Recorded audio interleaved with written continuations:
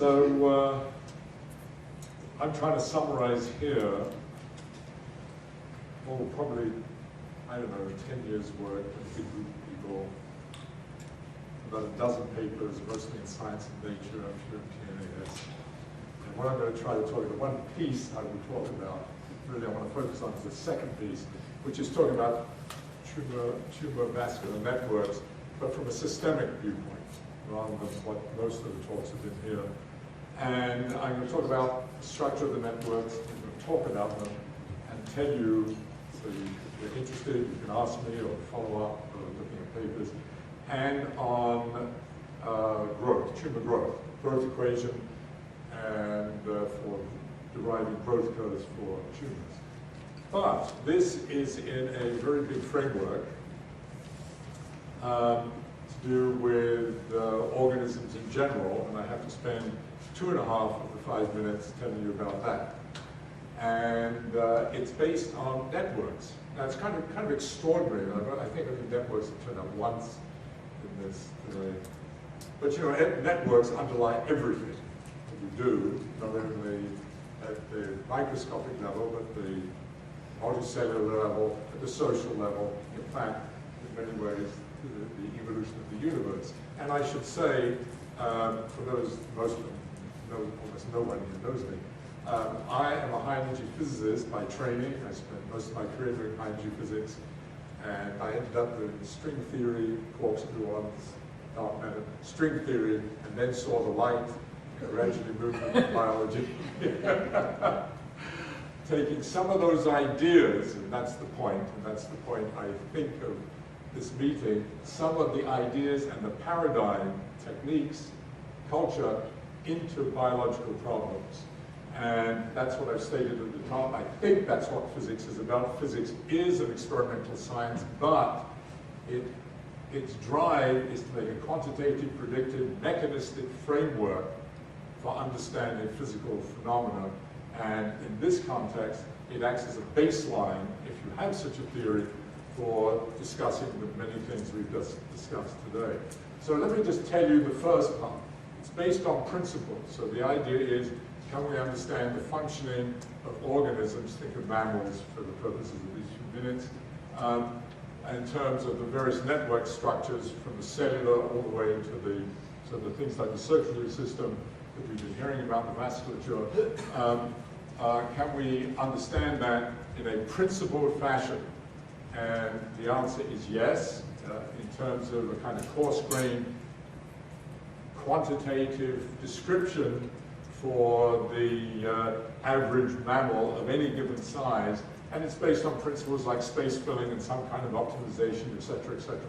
These can be mathematized, put into mathematical framework, a highly complicated one, in some instances, in other instances quite simple, and in fact the equations that come from demanding generic principles that are independent of specific design to specific designs, so that you can describe with the same principles a mammal and a tree, leads to a set of equations for the structure of these networks, which can be solved actually in a rather good approximation.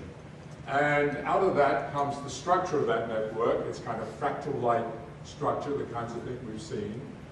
Its whole organization, its dynamics, et cetera, and the way it scales, not only as you go down through the network, but as you go from a mouse to an elephant.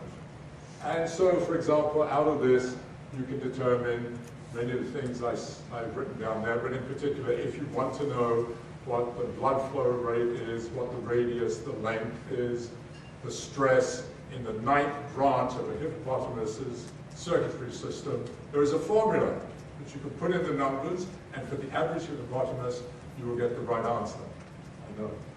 So these are the kinds of things that have been addressed within this framework: metabolic rate, understanding metabolism, the way metabolic rate scales, flow rates, I mentioned, sleep. Why is it that we sleep 8 hours, a mouse sleeps 16, and an elephant only sleeps 4?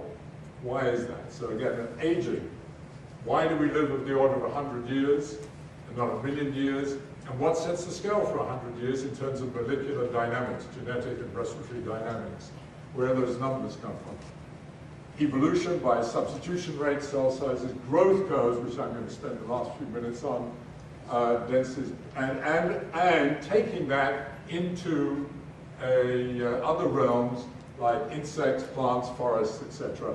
And out of this comes a whole bunch of universal phenomena, and I just sort of sketched it here, almost all time scale with the mass of the organism to the quarter power and rates inversely. So, can we take this framework that I'm claiming has been successful across a broad range of biological phenomena at the multicellular level and even at the cellular and intracellular level, which I have listed up there only via this, into tumor vascular networks and tumor vascular dynamics?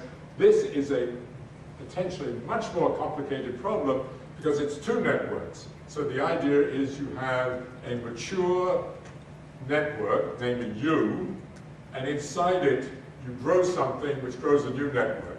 That could, of course, be a baby, or it could be a tumor. And one of the interesting questions is, in this framework, what is the difference between the two? But there's another network, so critical in this is the systemic aspect that the tumor growth is dependent, of course, on the vasculature of the host network, because that supplies the blood and the resources and constrains the geometry. So I'm not going to go through all that.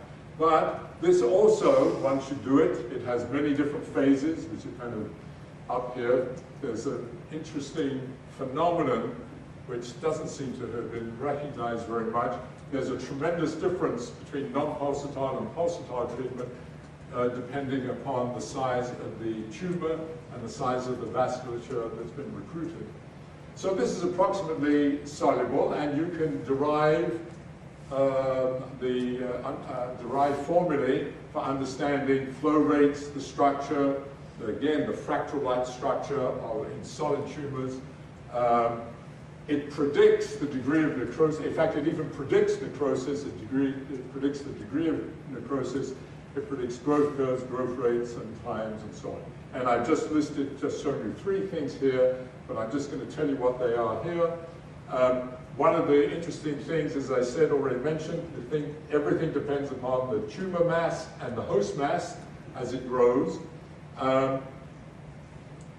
Because of this kind of phenomenon, one of the first things you realize is that everything slows down systematically in terms of tumor growth, and therefore in terms of the incidence of tumor in this generic way as the inverse quarter power of the mass of the host. And I'm not telling you where the quarter power comes from, but it's derived from the network. You can determine how the viable versus the total mass changes and scales with the total size, and how, just one example here, how the flow rate scales with the diameter of the vessels inside the tumor. And there's many, many more such results. I just show you the graphs here. I'm going to go to this one first. This is this prediction. This is the viable mass versus the whole tumor mass. And this is actually the prediction from the theory. And here is plotted the volume flow rate versus the diameter of the vessel. And this is the prediction. This should be a slope of 3, although these are log plots, I should have mentioned. I forget what the best fit is here, but the best fit here is about 2.8, but the variance covers the 3. And over here is a growth curve, and here's a generic form. The theory predicts what the coefficient is. This is the viable mass. This is some exponent. It predicts this. It predicts what this coefficient is and how it depends upon the host mass, on the mass of the animal. Similarly here, and if you solve it and you plot it in some Byzantine way, which I don't have time to tell you, determined by the theory, it tells you there's a universality to tumor growth curve, as there is, and I'm going to do this. I'm going to show one more slide because my previous speaker did. There it is for animals, and you can see there's a slew of animals. It's generically the same equation, but it's different. This is for healthy tissue. Everybody grows in the same way if you plot it in this Byzantine way determined by the theory.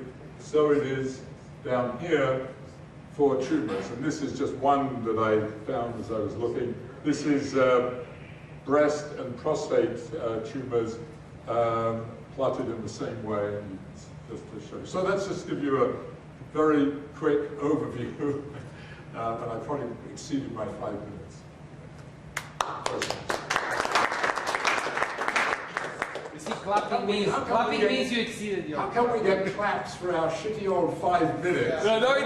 Wonderful talks earlier. Yeah. You went to 7 minutes, so... Maybe that's it. So I guess another philosophical question, which Yes. is, operationally, I'm willing to accept the sort of optimization strategy for systems that have been, shaped by 1 billion years of evolution, Exactly. whatever, for doing things optimally for human bodies, Yeah. whatever. But why do I necessarily think that's the right way to think about tumor vascular? No, you don't. In fact, that's a very, very good question. Yes. What we did is the following. Since all this was ridiculously successful relative to the crudeness, really, of the models, that you could predict all these things and many, many more, it was very natural when you're looking at another vascular system to use the same kind of framework. Now, what was used there was less the optimization than things like space filling is used for this. You don't actually use the optimization in this. What you do use, but you still, space filling is a kind of optimization. That's why I kind of, but I tell you the biggest difference that this is not published. This part is not published. The biggest difference that you see between healthy tissue and cancerous tissue in this framework, that is a network, looking at it as a network, is that the variances from the prediction around the prediction are much bigger for tumors than they are for healthy tissue. Nevertheless, the thing that's surprising, the mean values seem to be pretty good. So there's much more. And this one surprised us actually, because at least in the data we had, this was more typical. Whereas if I showed you healthy, if I showed you an equivalent graph for healthy for your circuitry system, it would be like this. It would be much more like, in fact, those. Okay, which are metabolic rate. That's what it's saying. So there's much more. So I have a question. So I've looked at a number of data in humans, growth rate of tumors using CAT scan. And it seems that all of them, before they die, they go exponential. The tumor grows exponentially. So you calculate. They go exponential, yes. Yeah. So. Well, they start. I didn't. Yes, go ahead. I know the story about the Gompertzian law and stuff, but that seems to be in mice, not in. No, humans. there's no Gompertzian. No, the fact that the curve actually saturates. That doesn't see. What do the other cancer people here think? When you see humans, do you see actually saturation and the size of the tumor? Well, this is data that actually other people, not mine. No, I've never seen data like but that. But I have, I should tell you in that regard, what I didn't show, and maybe I didn't. I've seen that from. This is more typical. I showed that because I wanted to compare it to that. There's